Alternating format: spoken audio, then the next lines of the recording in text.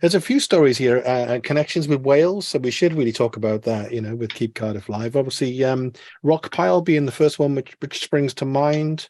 Yes. I wonder, was that at Rockfield or something like this, maybe? No, the Rockpile feature in the book is an on the road Okay. story, Hmm. which didn't bring us to Wales. It starts off around at the flat where Nick and Jake Riviera were living at the time, in Shepherd's Bush, and then we go to a May Ball in Cambridge, Emmanuel College, Cambridge, and from there, I think we went to Manchester, Leicester. So the days of that particular story is a long interview with Nick and Dave in a Leicester hotel room, Yeah. which went on all night for one reason and another. Dave Edmonds, does he come into this at all? Oh yeah, Dave Yeah. is central to it. Yeah.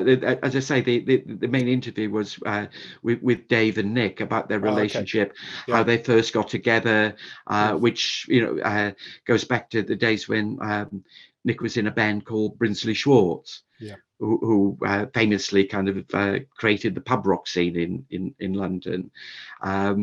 And Dave produced that what turned out to be the last album they released. New favorites of, and he produced the original version of What's So Funny About Peace, Love and Understanding. Nick Lowe for you, he's right up there, isn't he? Oh, I love Nick. Yeah, Yeah. still. The last two Novembers, he's done a kind of mini season of shows at a place called Nell's Hmm. in West London, not too far from the old Nashville rooms where Rockpile used to play all the time.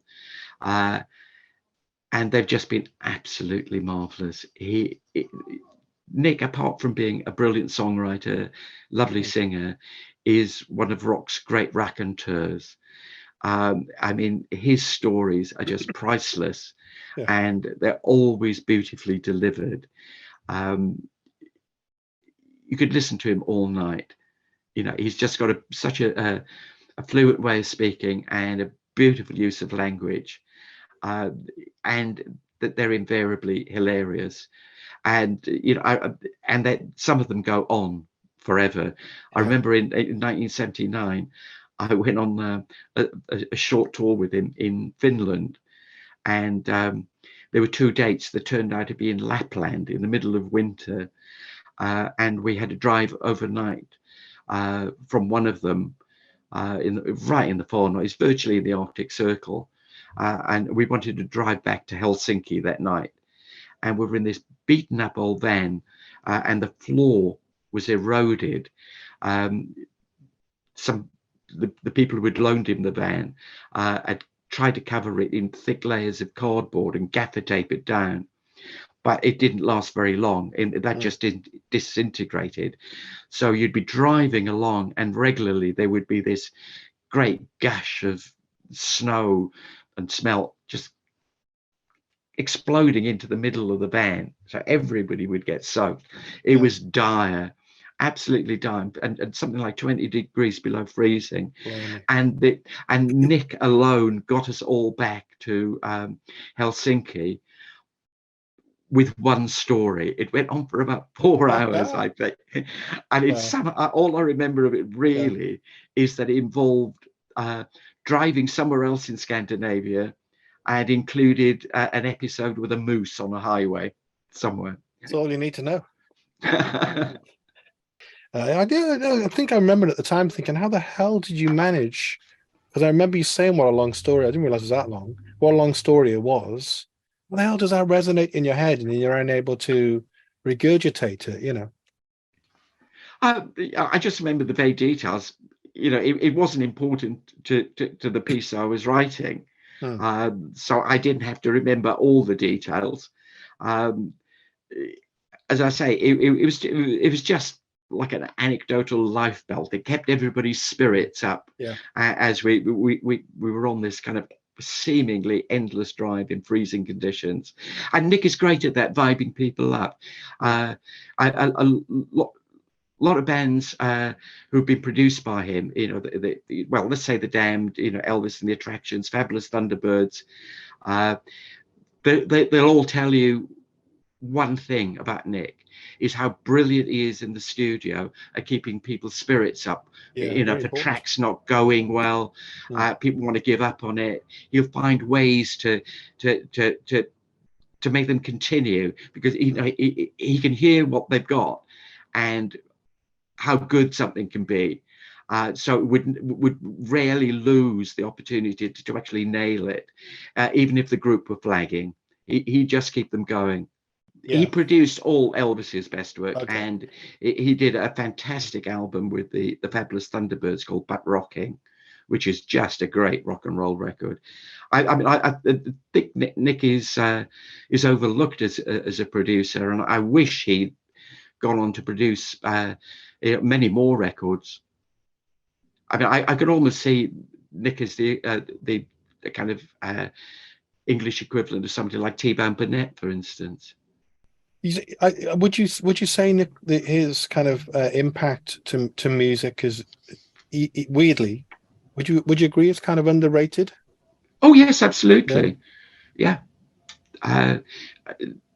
You don't read much about Nick in the in what's left of the music press.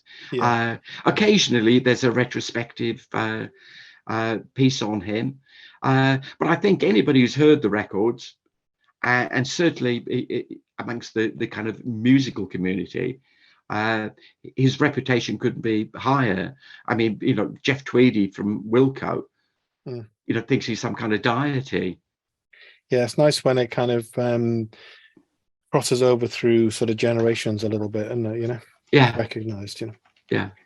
There's other allusions, obviously, to, if you like, Welsh kind of music figures in a way. One more so than the other.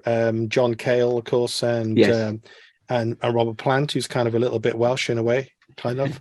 Yes, we'll both feature in the new. But both feature in the new book. There are two pieces on John Cale. One which starts off in about 1975 or 1976, I think, when I first met him. And that segues into an interview I did with him in Paris just before the Velvet Underground reunion tour. The second piece, which I did in about 2011 or 12, I just got him to tell the Velvet Underground story. I'd interviewed him several times before, and we'd always talked about the Velvet Underground, and he was always very tantalizing about he would start the story, then he would drift off. So I'd get it in bits, parts of the Velvet Underground story. And this was to celebrate, I think, the 45th anniversary of him meeting and starting work with Lou Reed. So we took the opportunity to do a cover story. I said, John, you know, really, you know, what I want is, you know, think of it as the last words of Dutch Schultz or something. Imagine this is your last opportunity to tell the Velvet Underground story. And he said, that sounds like a very interesting proposition. Let's have a go. And 3 hours later, we'd got it, and I'd got it down on tape. So that piece is mostly John talking. I just kept a light hand on the conversational tiller, and if he kind of veered off course a bit, I just gently guide him back into the main current of the narrative. Robert Plant, he isn't Welsh, but you know, he spent a lot of time here, and a couple of Zeppelin songs nodded towards Welshness. And of course, he's kind of got more country, I suppose, hasn't he, in recent years? Really, you know. Well, that's the reason I interviewed him. It was around the time of the release of Raising Sand. Yeah. Raising Sand, the album that he did with Alison Mora, who's the award-winning bluegrass singer and fiddle player. Otherwise, I wouldn't have been interested in talking to him at all, because I hated Led Zeppelin, and I hated his singing in Led Zeppelin, all that kind of squawking.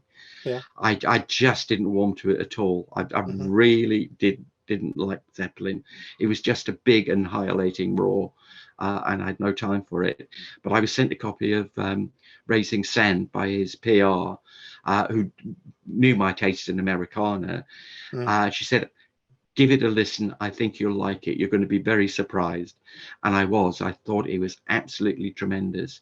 I mean, he was covering songs by Gene Clark and Townes Van Zandt, a brilliant version of a song called Nothing.